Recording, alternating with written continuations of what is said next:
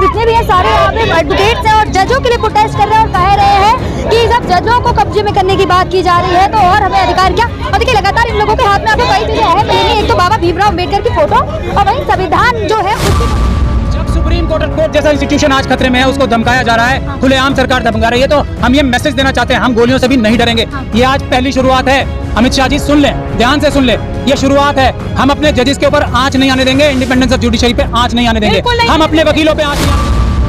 के 4 जो मौजूदा वर्तमान जो जज थे उन्होंने ये कहा कि मतलब क्या नाम है, जो संविधान है ऐसी संस्था को संरक्षित करने की आवश्यकता है। तो यानी कि जो जज है उन्हें अपनी बात कहने के लिए भी क्या नाम है इसकी प्रेस को बुलाना पड़ा। आखिर यानी कि जो हमारी न्यायालय जो व्यवस्था है जिसमें जजों को स्वतंत्र होना चाहिए, उस पर मौजूदा वर्तमान जो सरकार है उस पर दबाव बनाकर कुछ ऐसे फैसले ले रही है जो कानून के विरुद्ध है। आज किरण रिजिजू साहब ये बोल रहे हैं कि जो जज रिटायर हो गए वो नक्सलवादी हैं, वो एंटी नेशनल एक्टिविटीज कर रहे हैं। इसका मतलब ये हो गया साफ साफ कि कोई भी जज अडानी जी के खिलाफ फैसला नहीं देगा, वरना वो जब रिटायर होगा तो उसको आतंकवादी घोषित कर देगी ये सरकार।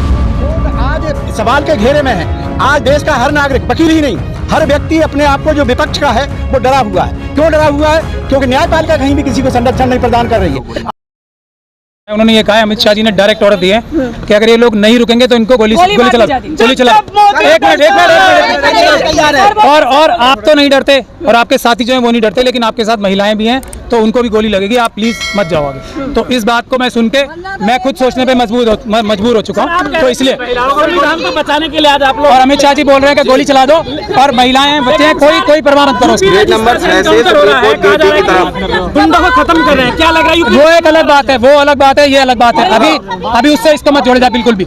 अभी अमित शाह जी ने पीसफुल मार्च को लेकर गोली मारने की बात, ये अमित शाह जी ने ये मुझे पुलिस ने बताया, इसलिए मैं नहीं चाहता कि मेरे साथ जो महिलाएं हैं, दूसरे लोग हैं, उनको गोली लगे, इसलिए हम इससे आगे नहीं जाएंगे। लेकिन हम फिर भी अगर हमें पीसफुली जाने देंगे तो जाएंगे, अगर हमें जबरदस्ती बिठाते हैं बस में तो हम बैठ जाएंगे। मैं नहीं चाहता कि मेरे साथ जो महिलाएं चल रही हैं उनके ऊपर भी गोली लगे। सर हम संघर्ष करने के लिए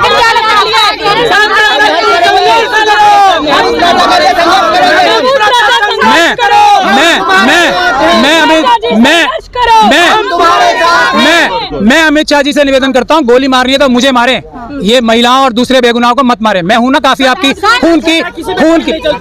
अभी आपको दिखाएं, आप चाहते हो इसलिए हम अभी मुझे पुलिस ने बोला कितने प्रोटेस्ट पे गोली चली है, किसान आंदोलन पे गोली चलाई है, हर जगह गोली चलाई है। आज मेरे साथ महिला हैं, अगली बार हम आएंगे तो अमित शाह जी याद रखिए, हम मुट्ठी भर साथी आएंगे अगली बार। तब नहीं, मैं नहीं चाहता कि महिलाओं को गोली लगे यहाँ पे, मैं नहीं चाहता, खत्म हो जाएगी हमारे, मैं नहीं चाहता, मैं नहीं करके दिखाया था महिलाओं के लिए। आज वो एडवोकेट मैम करके दिखा रहे हैं।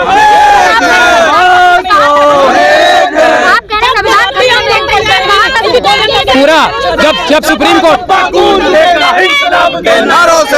जब सुनिए जब एक मिनट,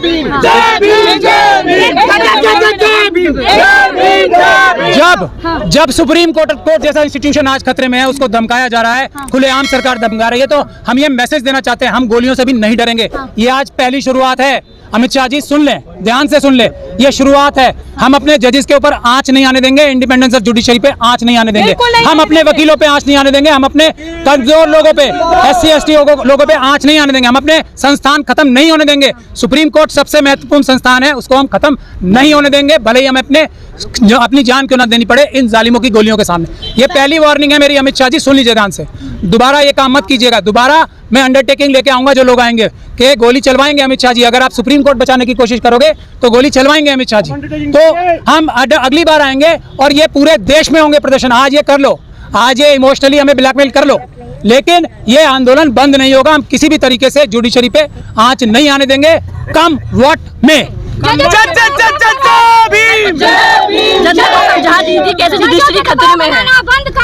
जनता को मैं ये बताना चाहता हूँ कि आज किरण रिजिजू साहब ये बोल रहे हैं कि जो जज रिटायर हो गए वो नक्सलवादी हैं, वो एंटी नेशनल एक्टिविटीज कर रहे हैं। इसका मतलब ये हो गया साफ साफ कि कोई भी जज अडानी जी के खिलाफ फैसला नहीं देगा, वरना वो जब रिटायर होगा तो उसको आतंकवादी घोषित कर देगी ये सरकार। इसका मतलब ये होगा कि अडानी, अंबानी, इस तरह के जो लुटेरे हैं, साध्वी प्रज्ञा सिंह ठाकुर, खुद जो लुटेरे हैं इनके, जिन्होंने पूरा देश लूटाया, उसके खिलाफ कोई जुडिशियल ऑफिसर फैसला नहीं करेगा। इसलिए धमकाया जा रहा है उन्हें, ये हम बर्दाश्त नहीं करेंगे। SC ST के सारे राइट छीन लिए गए, ट्राइबल्स की जमीन छीन के अडानी जी को दे दी गई, लूट रहे हैं। शेड्यूल कास्ट कम्युनिटी की जमीनें जो उनको इतनी सी मिली थी वो वापस छीन ली, सब छीन लिया। महिलाओं का क्या हाल हो रहा है आज देख रहे हैं, ये सिखों का क्या हाल हो रहा है, उनको आतंकवादी बता रहे हैं। क्रिश्चियंस को आतंकवादी बता रहे हैं, सबको और जो SC ST है उनको नक्सलवादी बता रहे हैं, और हैं ये खुद आतंकवादी। बजरंग दल, विश्व हिंदू परिषद, RSS ये आतंकवादी संगठन है। ये हम लोगों को देशभक्तों को आतंकवादी बताएंगे क्योंकि इनके पास पैसा है। ये लाखों करोड़ रुपए अपनी पब्लिसिटी पे खर्च करेंगे और हम लोगों को आतंकवादी बताएंगे। इनको शर्म नहीं आती? ये नहीं होने देंगे हम अपनी जुडिशरी पे आज नहीं आने देंगे, संविधान को टच नहीं करने देंगे इन्हें। मुझे पता लगा है कि एक पैरेलल संविधान अभी पब्लिक डोमेन में आ चुका है, पता है आप लोगों को, हिंदू राष्ट्र बनाने का संविधान के खिलाफ। आप वो लोग पढ़ लें क्या एक्शन लिया अमित शाह जी ने उसके खिलाफ, क्या एक्शन ले रही है NIA उसके खिलाफ। इससे बड़ा कुछ दुर्भाग्य हो सकता है? तो ये अमित शाह जी इन आतंकवादियों के साथ जो हिंदू राष्ट्र बनाना चाहते हैं उनके साथ मिले हुए। वो चाहते हैं कि मनुस्मृति लागू हो जाए, SC ST OBC और माइनॉरिटीज का कोई भी हक अधिकार इस देश में ना रहे, वो हम नहीं होने देंगे। और हमको पुलिस भी आराम से प्यार से पुलिस संवैधानिक तरीके से बात कर रहे हैं, ना कि ये RS गौतम साहब है यहाँ पे, SN गौतम साहब है, वो बताएंगे आपको क्या हालात है। बताएंगे। देखिए, देश में इस समय जो हालात पैदा हो रहे हैं उस हालात को रोकने के लिए अगर किसी पर हम भरोसा कर सकते हैं तो हम अपनी सुप्रीम जुडिशरी के ऊपर भरोसा करते हैं। लेकिन आज सुप्रीम जुडिशरी जिस तरह से उसका मनोनयन होता है, चयन होता है, कहीं भी रिलायबल नहीं रही है। और ऐसी स्थिति में आकर के सरकार जिस तरह के मनमाने डिसीजन ले रही है, उत्तर प्रदेश में जिस तरह से बाबा साहब डॉक्टर अम्बेडकर की जयंती को मनाने को रोका गया है, इन सब चीज़ों के लिए अगर वहाँ की पब्लिक के ऊपर अत्याचार हो रहा है, कोर्ट क्यों चुप है? कोर्ट आज सवाल के घेरे में है। आज देश का हर नागरिक, वकील ही नहीं, हर व्यक्ति अपने आप को जो विपक्ष का है वो डरा हुआ है। क्यों डरा हुआ है? क्योंकि न्यायपालिका कहीं भी किसी को संरक्षण नहीं प्रदान कर रही है। आज वकीलों को गोली मार दी जा रही है, आपकी कोई बात कहने वाला नहीं होगा। न्यायाधीशों को अगर मार दिया जाता है तो उनकी कोई इंक्वायरी नहीं होती है। और आज जब नौजवान मर रहे हैं, इंस्टीट्यूशंस बर्बाद किए जा रहे हैं, इन सब चीज़ों के लिए सुप्रीम कोर्ट से हम क्या उम्मीद रखते हैं कि हमारे संविधान की रक्षा करने के लिए और हमारे अधिकारों को लागू करने के लिए वो कुछ पहल करे। लेकिन जिस तरह से हम कुछ दिनों में देख रहे हैं, 10-12 साल से इस देश की न्याय व्यवस्था को जिस तरह से जातिवादी, धर्मवादी, परिवारवादी बनाया गया है, इसलिए हम ये मांग करते हैं कि हमें न्याय नहीं मिल रहा है। चीफ जस्टिस ऑफ इंडिया से हम ये गुजारिश करते हैं कि आपसे कुछ भरोसा किया जा रहा है, उम्मीद की किरण है, आप कुछ ऐसी परंपरा बना के जाइए जिससे SC ST OBC माइनॉरिटी सीना ठोक के ये कह सके कि हम भारत के संविधान के साथ में भारत की न्याय व्यवस्था पर हम भरोसा कर सकते हैं। बड़ा जिसे कहते हैं बड़ा सोचनीय और गंभीर विषय है कि 12 जनवरी 2018 को सुप्रीम कोर्ट के 4 जो मौजूदा वर्तमान जो जज थे उन्होंने ये कहा कि मतलब क्या नाम है, जो संविधान है ऐसी संस्था को संरक्षित करने की आवश्यकता है। तो यानी कि जो जज है उन्हें अपनी बात कहने के लिए भी क्या नाम है कि प्रेस को बुलाना पड़ा। आखिर यानी कि जो हमारी न्याय जो व्यवस्था है जिसमें जजों को स्वतंत्र होना चाहिए, उस पर मौजूदा वर्तमान जो सरकार है उस पर दबाव बनाकर कुछ ऐसे फैसले ले रही है जो कानून के विरुद्ध है। अगर सोचिए, अगर जज अगर स्वतंत्र नहीं है, अगर न्यायपालिका स्वतंत्र नहीं है, तो जो एक आम व्यक्ति, जो हम एक आम लोग हैं, गरीब लोग हैं, वो उनको न्याय कैसे मिलेगा? शायद उनको तो न्याय की वो उम्मीद भी नहीं कर सकते।